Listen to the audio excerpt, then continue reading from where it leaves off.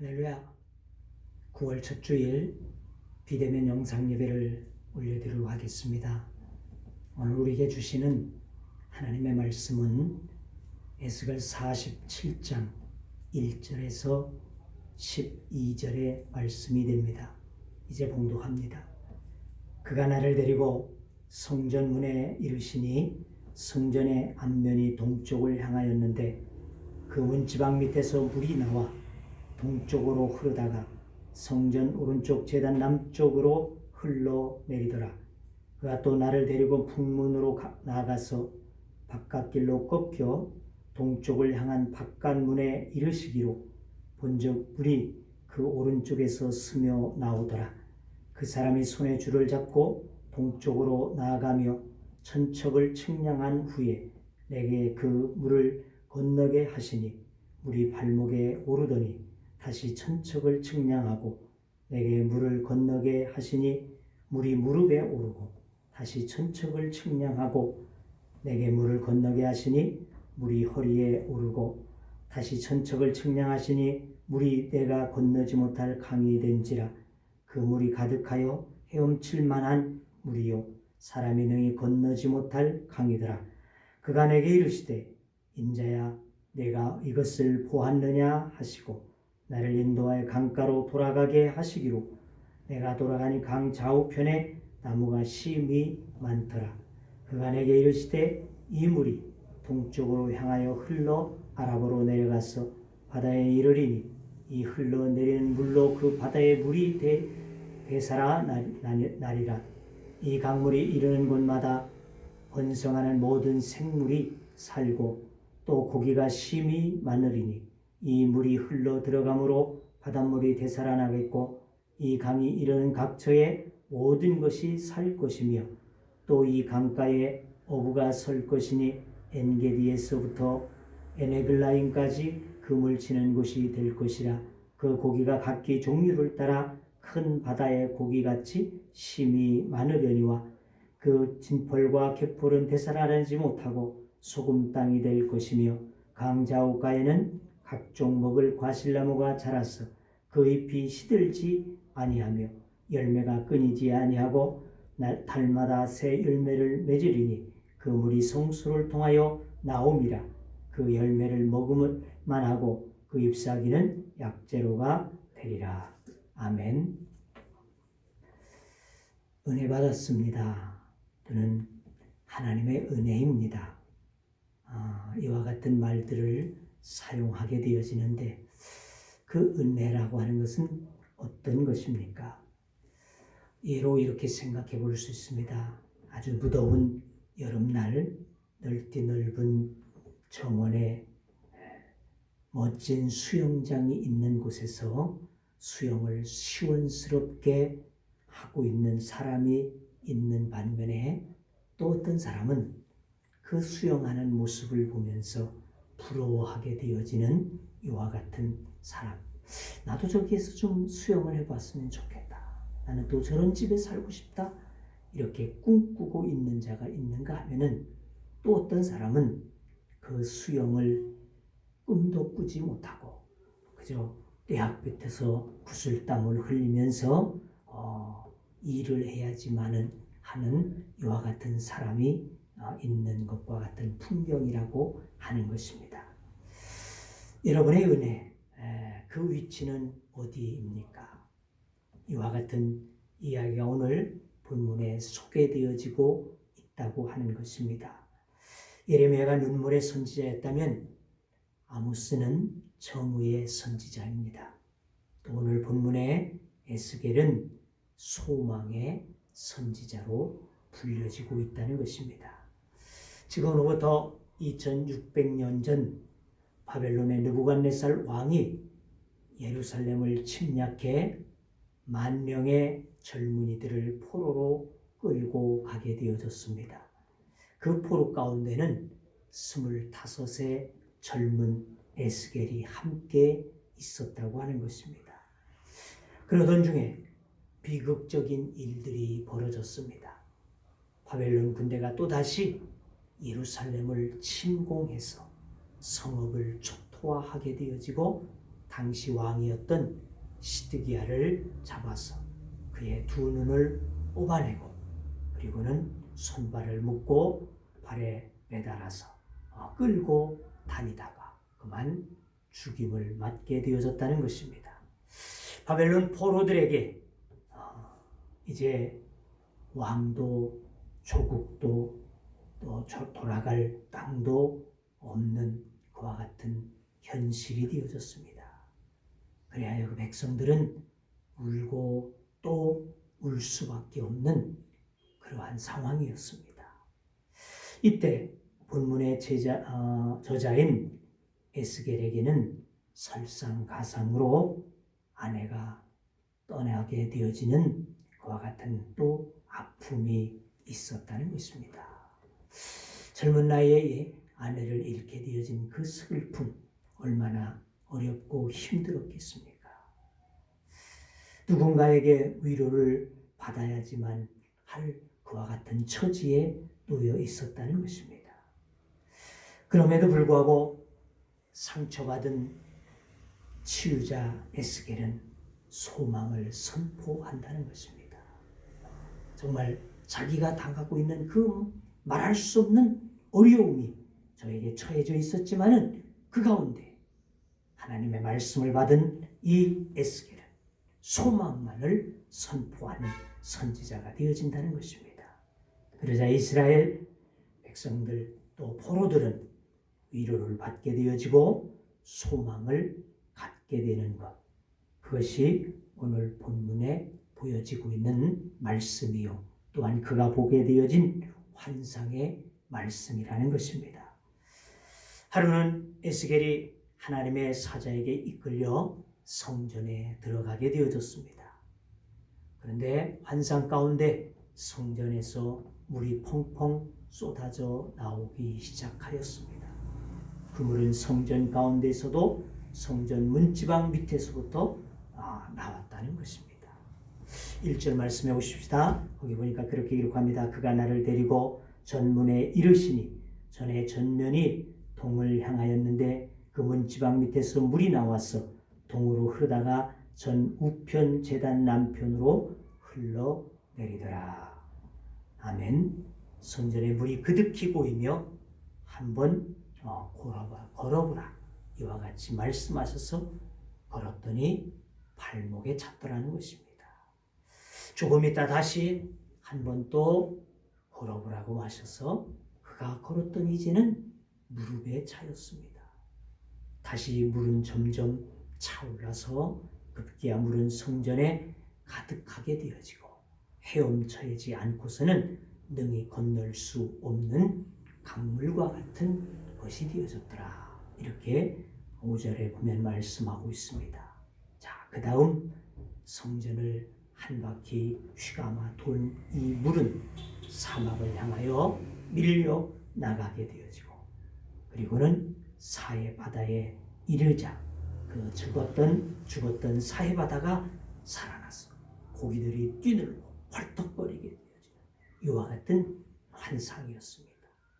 그리고 그 물은 더 계속해서 사막을 지나 다시 돌아오는데 보니까 사방에 숲이 우거졌다. 정말 그리고는 그 사막의 숲에서는 진귀한 열매들이 맺혀 있었다고 하는 것입니다. 이 환상을 보게 되어진 에스겔은 분명히 암울한 시대이지만은 하나님을 의지하고 꿈을 버리지 않으면 말라지고 또한 죽었던 모든 것이 회복되고 살아나는 역사를 보게 될 것임을 저는 선포하여 소망을 주게 된다는 것입니다. 그렇습니다. 현재 우리도 정말 이 코로나라는 것으로 인하여서 예배를 계속하여 드리지 못하게 되어지는 어려움들, 또 경제적인 힘든 문제들, 교회들마다 또 장사를 하는 모든 상인들마다, 기업하는 기업인들마다 모두가 이 나라의 모두가 정말 힘들어하고 어려워하는 이와 같은 때이지만 하나님은 에스겔에게 소망을 주어서 죽은 모든 것들을 회복하실 것임을 약속하셨던 것과 같이 오늘 우리에게도 이 어려운 경제의 때를 벗어나서 소망을 주실 것을 약속하심을 우리는 들어야지 될 줄로 믿습니다. 이것이 곧 하나님을 의지하는 교회들을 세우게 되어질 때 그 교회를 통해서 하나님 역사하시고 회복하시는 이와 같은 역사를 주심이 되어질 줄로 믿습니다. 그러므로 우리 교회가 이와 같이 하나님 앞에서 적은 우리들이지만 소망을 가지고 하나님의 말씀을 의지하고 성령에 붙잡혀 살게 되어지는 이와 같은 우리들이 되어지므로 하나님 앞에서 회복해갈 수 있는 교회를 이룰 수 있기를 주의 이름으로 축원합니다. 이 제단불을 붙잡고 기도할 때 하나님은 우리들로 이 지역에 있는 골목골목을 사랑하게 하시고 회복되게 하시고 영혼들을 구원하시는 하나님의 은혜를 주심이 될 줄로 믿습니다. 유대인들이 잡혀있던 아우슈비츠 형무소에서 많은 사람들이 빈후의 재료가 되어지기 위해서 무작위로 풀려 나가게 되어져서 죽게 되어질 때에 그 가운데에서도 살아남은 자들이 있다는 것입니다. 그 살아남은 자들을 빅돌 프랭크라고 하는 사람은 그렇게 말해 주었습니다. 그들이 하나 둘 착출되어져 죽음의 장소로 끌려나가게 되어졌지만은 그 가운데에서 살아남게 되어지는 이들은 다름 아닌 먹을 물로 조금씩 주어지는 그 물을 가지고 얼굴을 씻어내고 머리를 단장하고 그리고 작은 거울 조각에 자기 얼굴을 비춰보면서 그 소망의 빛을 잃어버리지 아니하는 이와 같은 자들이 결국 남게 되어졌었다고 말하고 있다는 것입니다. 그렇습니다. 아무리 절망한 것이 우리를 뒤덮을지라도 소망을 가진 자에게는 살아나는 힘을 주심이 되어지는 줄로 믿습니다. 그러므로 오늘 우리에게 이 어려움이 있지만 절망할 것이 아니라 하나님은 우리와 함께 하시며 우리를 다시금 구원하실 것이며 이 나라를 회복하실 것이라고 하는 확신되어진 믿음을 가지고 소망 가운데 더욱더 굳건히 믿음 앞에 서는 우리 모두가 되어지기를 주의 이름으로 축원합니다. 본문은 앞뒤가 막혀 전혀 소망이 없는 이스라엘 백성들에게 희망을 주는 메시지였습니다. 본문 대단히 상징적인 뜻을 가지고 있습니다. 예루살렘 성전에서 물이 흘러 강이 되었다고 이와 같이 했는데 실상 예루살렘은 강이 없는 곳이지 않습니까?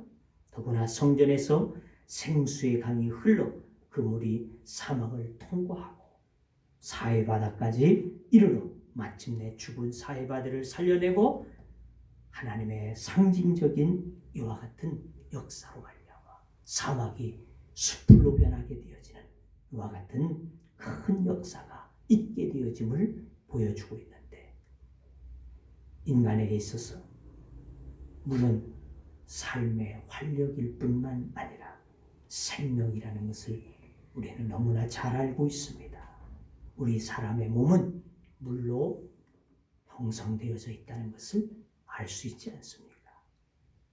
또 모든 문명은 물의 발상지에서부터 시작이 되어졌다는 것을 우리는 잘 알고 있습니다. 그렇습니다. 물은 인간 삶에 소망을 주는 상징이라는 것입니다. 이런 의미에서 본문의 강물의 의미는 믿음을 가진 우리들에게 큰 의미를 부여해 주고 있습니다. 왜냐하면 예수님께서 요한복음 7장 37절 말씀하시기를 내가 주는 물을 먹는 자는 영원히 목마르지 아니하리라. 물과 성령으로 너희들이 거듭나야 하리라. 나를 믿는 자는 그 배에서 생수의 강이 흘러 넘치리라. 이것은 성령의 물이 감동되어 예수님의 보혈의 은총에 적셔진 죄인들이 구원을 얻게 된다는 약속의 말씀입니다. 그러므로 여러분의 배에서 예수 생수의 강이 넘치면 우리 교회가 살고 이 지역이 살고 우리나라가 회복되어지는 역사가 있게 될 줄로 믿습니다. 자, 그러기 위해 우리는 어떠한 신앙을 가져야 할까? 오늘 본문에 에스겔이 본 환상을 통해서 신앙을 4단계로 나누어서 우리는 생각해 볼 수가 있습니다. 첫째는 발목신앙입니다. 발목신앙.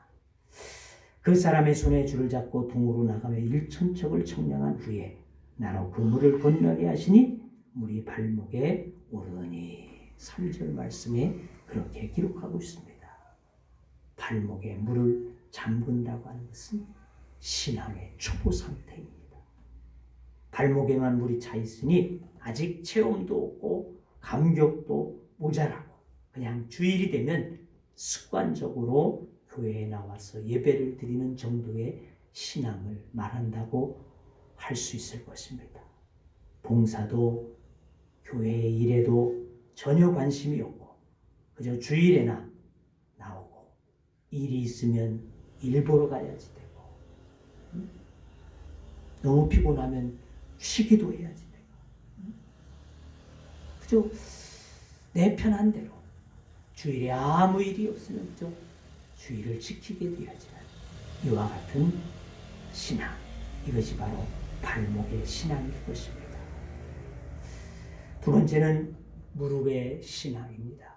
4절의 말씀을 참고해 보시면 그렇게 기록하고 있습니다. 다시 천척을 측량하고 내게 물을 건너게 하시니 물이 무릎에 오르고 그렇게 말씀하셨죠. 그래도 물은 차오르게 마련이라는 것입니다. 아무것도 모르고 그냥 교회를 다녔을지라도 어느 날 갑자기 교회를 위해서 바지를 걷어붙이고 팔을 걷고 일할 마음이 생길 수 있습니다. 그냥 성경이 옛날 얘기인 줄 알았는데 언제부턴가 그 말씀이 내 마음에 와서 부닥쳐지게 되어지고 그 말씀이 능력이 되어져서 역사하게 되어짐을 믿게 되어진다는 것입니다. 그냥 믿어보라고 하는 얘기인 줄 알았는데 저 설교가 하나님의 말씀이라는 것을 깨닫게 되어지는, 그래서 새벽 기도에도 저녁 기도에도 한번 나가볼까? 이와 같은 마음이 생기게 되어진다는 것입니다. 그의 무릎이 기도에 적셔지기 시작하는 것이라고 말이죠. 기도는 신앙으로 자리 잡게 되어져 있습니다. 그러나 이 정도 신앙을 가지고 안정감이 되어질 수 없다는 것입니다. 세 번째, 허리의 신앙입니다. 다시 1천척을 4절 중하번절에 보면 다시 1천척을 청량하고 나로 물을 건너게 하시니 물이 허리에 올랐다 그랬습니다. 그래서 은혜는 또다시 불어나야 하는 것입니다. 발목에서 무릎으로 또 무릎에서 허리로 올라와야지 됩니다. 허리는 중심이라는 것이죠. 허리를 붙잡게 되어지면 꼼짝하지 못하지 않습니까? 바로 중심이기 때문에 그렇습니다. 신앙생활도 바로 허리에까지, 즉 중심에까지 우리들이 차오를 수 있어야지 된다는 것입니다. 갑자기 가슴이 설레기도 하고 뭉클뭉클해져서 신앙생활이 얼마나 기쁘고 즐거운가를 느끼게 되어지는 것, 이것이 바로 중심된 신앙, 허리의 신앙이라고 말이죠. 기도할 때 때로는 눈물이 펑펑 돌게 쏟아지게 되어지고 감격이 찾아오게 되어지고 말씀이 뜨거워지게 되어지고, 이것이 바로 물이 허리에 차오르는 시간이라는 것입니다. 예배는 눈물이 있어야지 합니다. 이전에는 문제가 있고 어려움이 있으면 혼자서 헐떡거리고 뛰어다니면서 내 힘으로 내 능력으로 어떻게든 해결해 보려고 이와 같이 했던 그와 같은 그러한 사람이. 그래서 그것 때문에 오히려 엉키고 더러움이 되어졌던 이와 같은 삶이 하나님 앞에 나왔어. 모든 것을 내려놓고 내 힘, 내 능력으로 할 수 없습니다. 주의 능력으로만, 주님만 의지합니다. 이와 같이 기도하면서 하나님 앞에 엎드리는 신앙, 이것이 중심되어진 허리의 신앙이라는 것입니다. 네 번째는 가슴 신앙입니다. 물은 여기에 머물지 아니하고 또 불어난 본문에 문자적으로는 생략되어 있지만은 당연히 거쳐야 될 단계이라는 것입니다. 그것이 바로 가슴까지의 신앙입니다. 가슴까지의 신앙. 가슴이 은혜의 물에 잠기지 아니하고 신앙생활의 연중한 깊어지게 되어지면 기쁨이 없고 감격이 없다는 것입니다. 자칫 습관적인 신앙생활을 하기가 십상입니다. 습관화는 원래 감격이 없는 것입니다. 기도하면서도 기쁨이 없고 말씀을 들어도 기쁨이 없고 은혜를 받았다고 하나 감사하지 못하고 이것이 바로 가슴에 차오지 못하게 되어진 신앙인들의 믿음이라는 것입니다. 우리 기독교는 감사의 종교, 감동의 종교라는 것입니다. 감사가 없는 기도는 자기 독백에 그치고 감격이 없는 신앙은 하나님 앞에 이를 수 없습니다. 은혜는 입술로 받는 것이 아니라 가슴으로 하는 것입니다. 다섯 번째는 깊은 물 신앙입니다. 어릴 적 물놀이를 하다 보게 되어지면 가슴 이상 차게 되어지면 그냥 있을 수가 없다는 것이죠. 발이 뜰랑말랑 하게 되어져서 헤엄치지 아니하게 되어지면 힘들 수밖에 없는 그와 같은 것이 가슴 신앙입니다. 깊은 물에 이르게 되어지는 이와 같은 것입니다. 주님의 은혜가 가슴 이상으로 차올라오면 그 바다에 헤엄을 치게 되어질 수밖에 없습니다. 그렇습니다.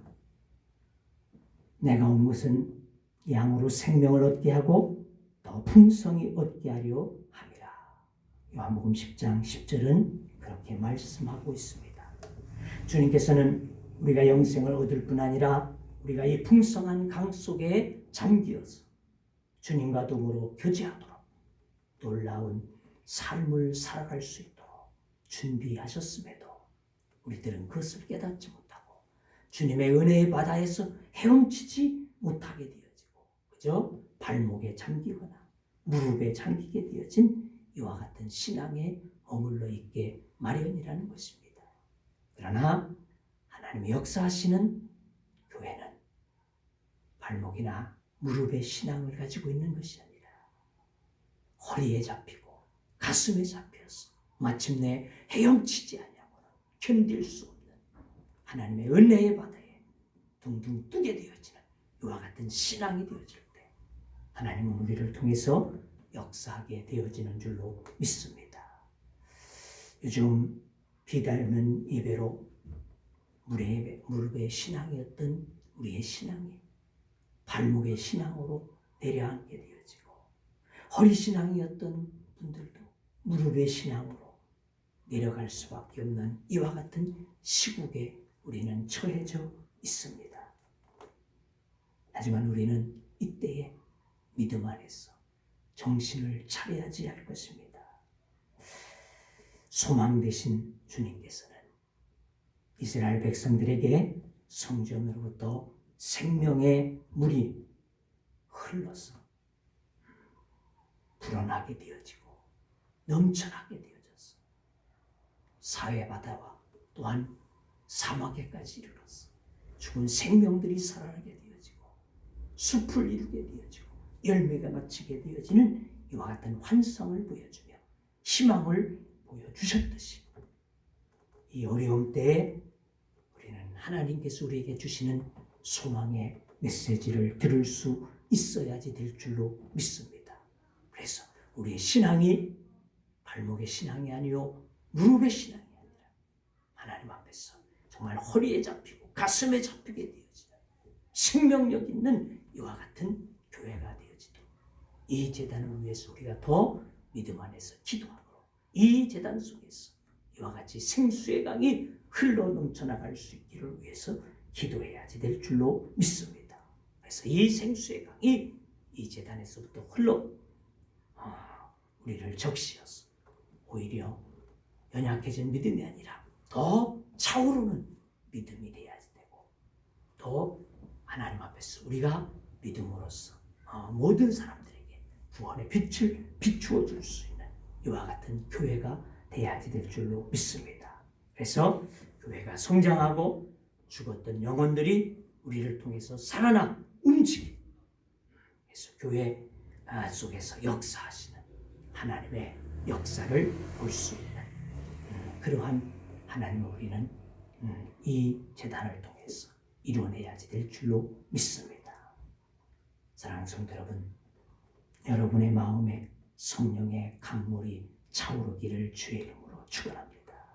이 성소에 하나님의 생수의 강이 정말 흘러서 다 잠들고 힘들고 어려운 고통스러워하는 이와 같은 때에 이 강물이 점차로 불어나서 이 교회를 채우고 또한 이 지역을 돌아서 이 나라에까지 이르러 온 생수의 강으로 가득하여 죽어진 생명체가 살아나듯이 죽어진 이 사회가 살아나게 되어지고 생명을 얻게 되어지는 이와 같은 귀한 은혜와 역사가 임하여질 수 있기를 주의 이름으로 축원합니다. 기도합니다. 소망 되신 주님, 우리가 이 코로나로 인하여서 매우 어렵고 힘든 시기를 지나가고 있습니다.